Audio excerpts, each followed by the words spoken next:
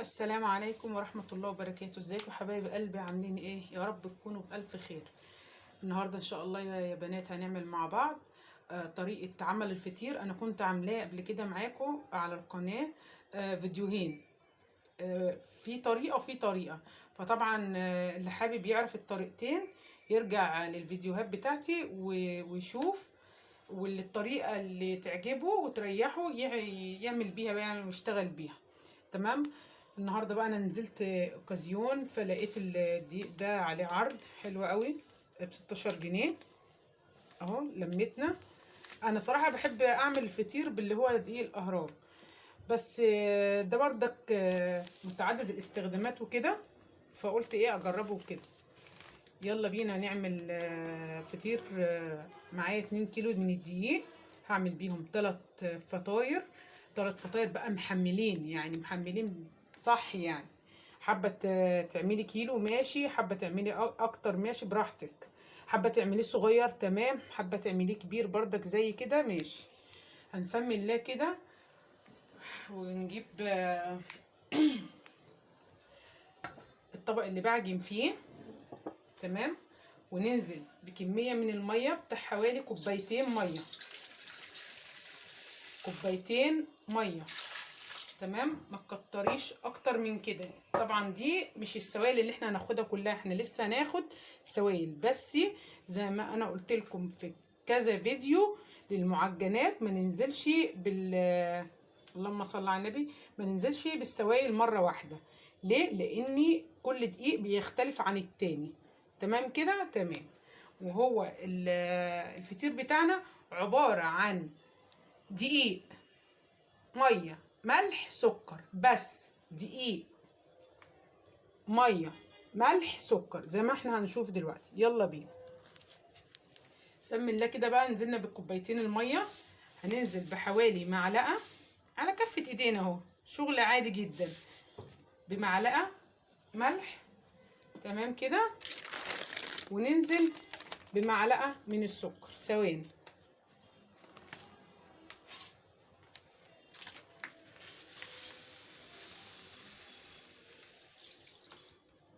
ادي اول معلقه، تانية، تالتة، 4 معالق من السكر، معالق اللي هي العادية.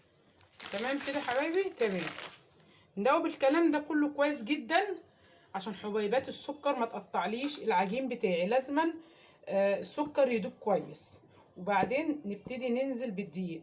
طبعا انت لو الدقيق مش واثقه فيه انخليه، لكن لو حاسه ان هو لسه جديد وكويس وكده انزلي بيه على طول. ماشي. ادوب الكلام ده بقى وارجع لكم تاني. وبكده حبايبي انا دوبت السكر والملح في قلب الميه.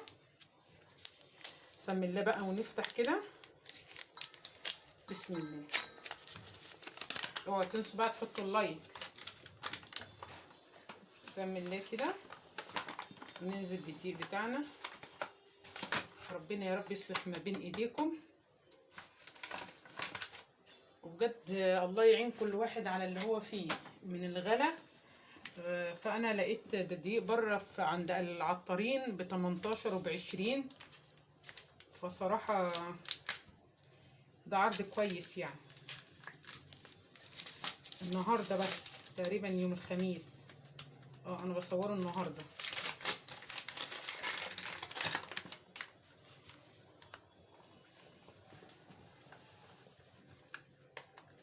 ممكن ما اخدش الكميه كلها، يعني ممكن اسيب بصوا حوالي ربع كيلو، ربع كيلو من الدقيق لحد ما نشوف بس.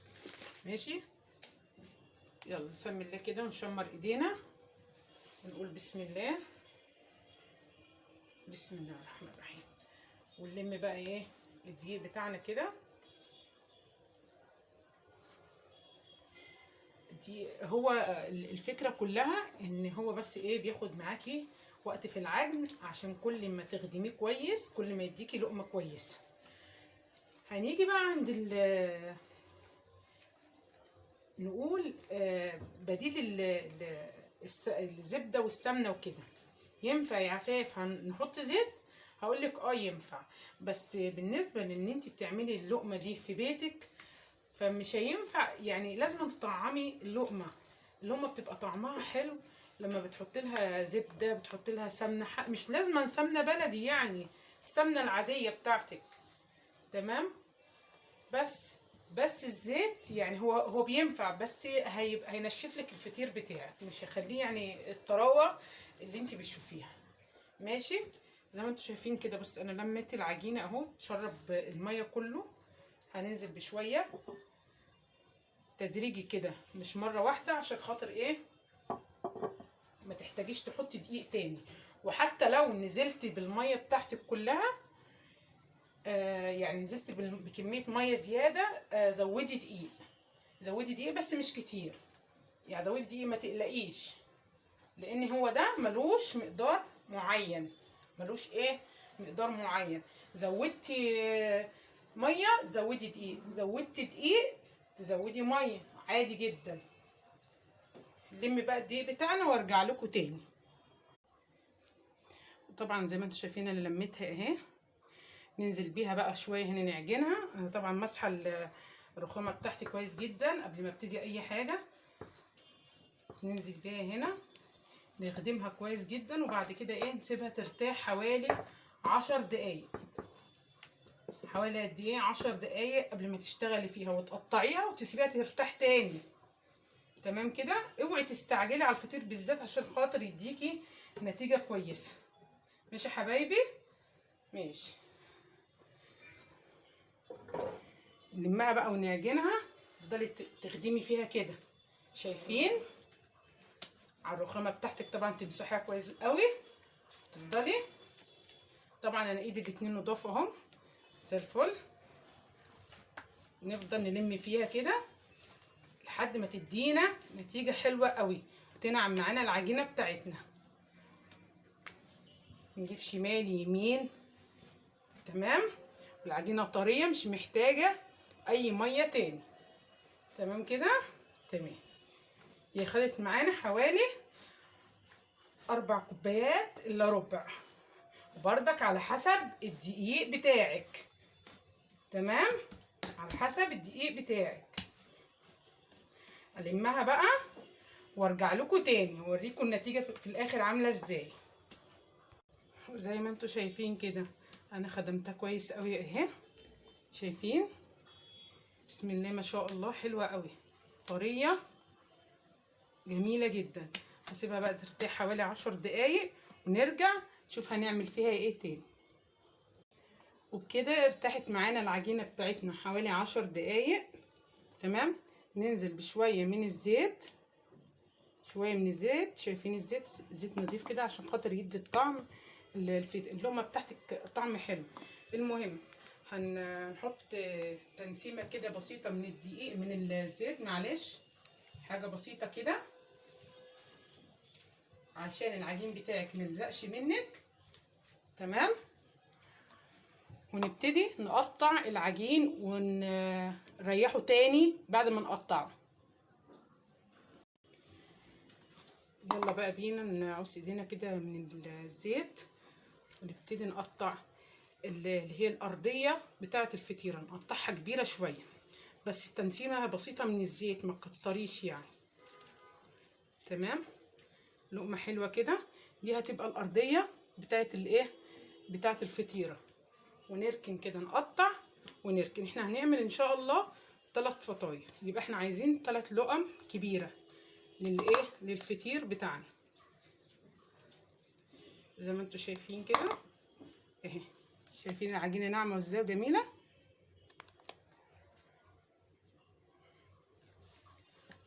على حسب بقى ما انت عايزه. ممكن التقطيعه دي تعمليها فطيره صغيره، توسعي وتبتدي ايه تطبقيها. ان شاء الله هبقى اعمل معاكم الفطير الصغير بتاع الافران.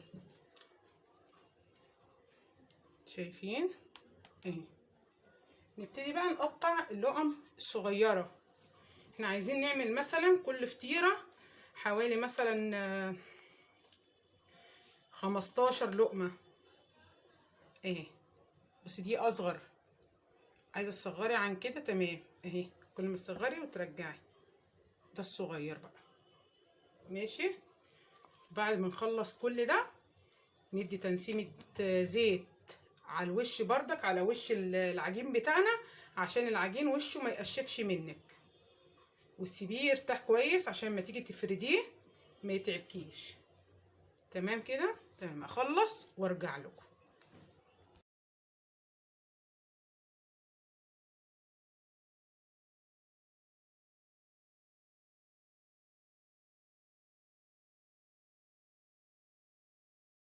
وهنا بقى حبايبي زي ما انتوا شايفين كده انا كنت قطعتهم، واللي في الصينيه ده فطيره، اللي على الرخامه ده فطيرتين.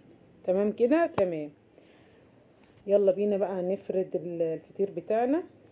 هنا بقى في طبق ألمونيا، حطيت نص كوبايه من الزيت، وحبه زبده، ومعلقه سمنه بلدي. مش حابه تحطيها خلاص، مش لازما يعني، يا سمنه عاديه سمنه بلدي، ومش لازما زبده وسمنه، ممكن تحطي سمنه مع الزيت بس كده.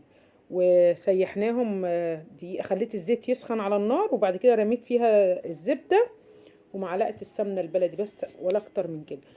هنا بقى بقول لكم الصينيه ايه اللي هعمل فيها. شايفين مقاسها كبير جدا، مقاسها استا كده بايدي عشان اوريكم ان قد ايه هي كبيره. شبرين كبيره جدا. معلش سامحوني، الفيديو اكيد هيبقى طويل جدا بس غصب عني والله. حبيت اعمل معاكم كل التفاصيل بالظبط عشان اللي تعمل ان شاء الله تطلعوه احسن مني بكتير ان شاء الله. زي ما انتم شايفين كده جبت الكبيرة اللي هي هنحطها في ارضية الصينية، ونجيب من الخليط بتاعنا اللي هو الزبدة والزيت والسمنة، ونوسع كده من بره، من جوه لبره، مش لبره لجوه، من جوه لبره، مش نشد من بره يعني. وحتى لو اتقطعت منك ما تقلقيش، اوعي تقلقي، كده كده كل ده بيتلم ومش بيبان اي حاجه في العجين في الاخر. بس مش معنى كده يعني ان انا اتعمد ان انا اقطعها، يعني لو اتقطعت منك مفيش اي مشكله. ماشي حبيبتي. بس كده شد بقى ونوسع كده لحد ما بصوا الرخامه بتاعتي بانت اهي من تحت، يعني العجينة بتاعتي بقت رقيقة جدا تمام عشان تطلع معاكي مورقة وحلوة اهي. هي هنا اتفتحت مني، مفيش اي مشكلة، مقلقش من اي حاجة، عادي جدا. هنا بقى هندهن الصينية بتاعتنا من الخليط اللي انا عاملاه ده، وهنبتدي نحط رقات فوق بعض، رقات من العجين فوق بعض. تحاولي تجهزي حاجتك كده جنبك بحيث ان انتي ايه ما تبقيش متلخبطه. هنا بقى كانت العجينه داست على الصينيه، سوري، الصينيه داست على العجينه بتاعتي وانا ما كنتش اخده بالي، فرفعتها فراحت اتشدت. عادي بردك ما فيش مشكله. بس كده النتيجه في الاخر بجد هتعجبكم جدا. هنا بقى الكور الصغيره دي، الكور الصغيره دي قد البيضه، قد البيضه بالظبط، ويمكن اصغر، ويمكن اصغر كمان. تمام. ما تكبريش عن كده عشان تعرفي تفرديها كويس اهي. هنفرد وناخد ونودي على اللي احنا حطيناها في الصينيه، نفرد ونودي رقات فوق بعض اكنك بترصي بالظبط صينيه رقاق. تمام كده. تمام حبايبي. معلش يسامحوني لو انا برغي كتير، بس انا حابه اقول لكم كل التفاصيل عشان خاطر يعني ايه، الحاجه دلوقتي زي ما انتم شايفين غاليه جدا، والواحد ما يبوظش الحاجه ويرجع يزعل يعني ويندم ان هو دخل المطبخ وعمل. هو الفطير والله والله ما في اسهل منه بجد. اوعي تستصعبي اي حاجه. انت اهم التكات اللي في الفطير بجد انك الفرن يبقى سخن جدا قبل ما تحط الصينيه بتاعتك، والعجين تديله حقه في العجن. تمام كده. وتعجني وتفردي العجين بتاعك بالزيت على زبده او زيت على سمنه. تمام كده. هو ده 3 حاجات من نجاح الفطيرة بتاعتنا. تمام. وحاولي ما تعمليش الفطيرة رقيقة، عشان لما بتتعمل رقيقة يعني ما بتخليهاش محملة رقات كتير، بتبقى ناشفة معاك، بتعضم منك. لا، احاول مثلا اقطع اعمل فطيرة كبيرة في صينية زي اللي انا عاملاها كده، تبقى 15 رق. تمام. في ناس بتعملها اكتر من كده على حسب يعني، بس هي حجمها حلوة قوي اللي هو 15، يعني الأرضية و15 حلوة قوي.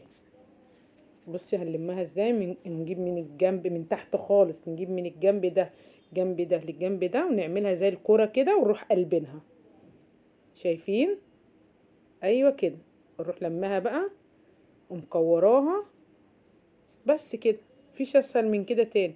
ونسيبها ترتاح، نغطيها بكيس من اكياس التلاجة، ونسيبها ترتاح حوالي نص ساعة على الأقل يعني، بحيث لما تيجي تفردي فيها تبقى كويسة. أنا كده خلصت التلاتة، أنا كده خلصت التلاتة بتوعي.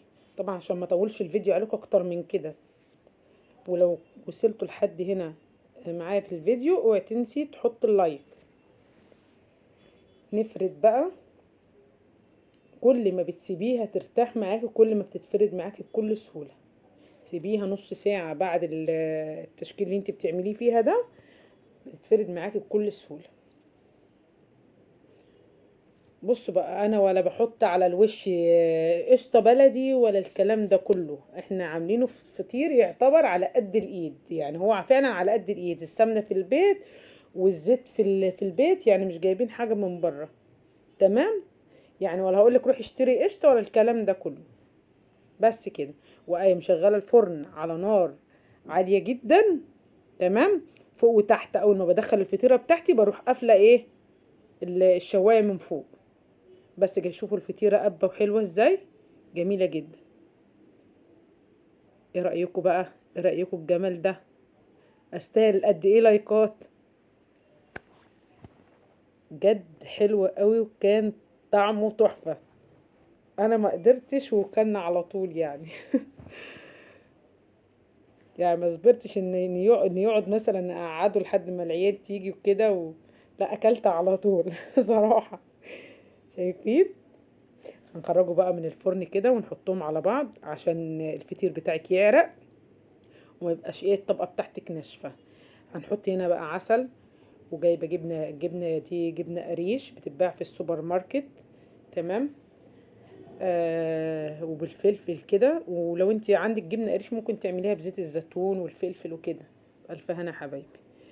هنا بقى نقطع الفطير بتاعنا مثلثات كده.